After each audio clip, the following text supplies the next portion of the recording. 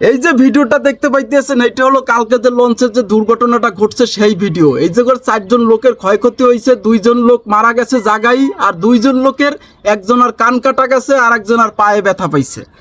এখন ঘটনা হইল যে এই সব ভিডিওর নিচে অনেকেই দেখি কমেন্ট করে যেটা হইলে সরকারের দোষ, এই সরকারের কারণে হইছে। ভাই আমার একটা কথা বুঝেন তো, সরকারে কি আপনারে বলছে যে আপনার জীবনের ঝুঁকি নিয়ে চলন্ত লঞ্চে ট্রলারে করিয়ে তারপরে আপনি লঞ্চে ওঠেন? সরকার কি আপনাকে বলছে? বলে নাই তো। আপনার জীবন আপনার কাছে মূল্যবান। আপনার জীবনটা আপনি কিভাবে সেভে রাখবেন, কিভাবে ভালো রাখবেন, কিভাবে সুরক্ষায় রাখবেন, সেটা একান্ত আপনার ব্যক্তিগত ব্যাপার। আপনি যদি আপনার জীবনটাকে ঝুঁকি নিয়ে ঝুঁকিতে ফালাইয়া তারপর একটা কাজ করতে যান, আর সেই জায়গায় যদি আপনার জীবনের কোনো ক্ষয়ক্ষতি হয়, সেটার দায়ভার কি ভাই সরকার নেবে? কখনোই তো না। যে সরকারই বাংলাদেশে আসুক, আপনার জীবনের দায়ভার কি সরকার নেবে?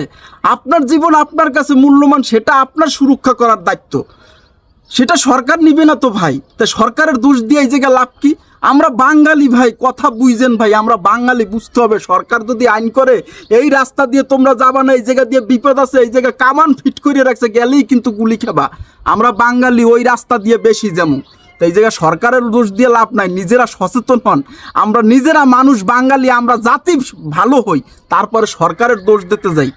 একটা কথা সব সময় মনে রাখবেন, সময়ের চেয়ে জীবনের মূল্যটা বেশি। আপনি 10 মিনিট, 2 মিনিট, 1 মিনিট, আধা ঘন্টা বাঁচাইতে যাইয়া ঝুঁকিপূর্ণ কোনো কাজ করবেন না। বাস বলেন, ট্রাক বলেন, ট্রেন বলেন, লঞ্চ বলেন, আপনি ধীরে সুস্থে 2 মিনিট বেশি লাগলো, ধীরে সুস্থে আপনি সেই যাত্রাটা করুন বা সেই পথটা বা সেই কাজটা করুন।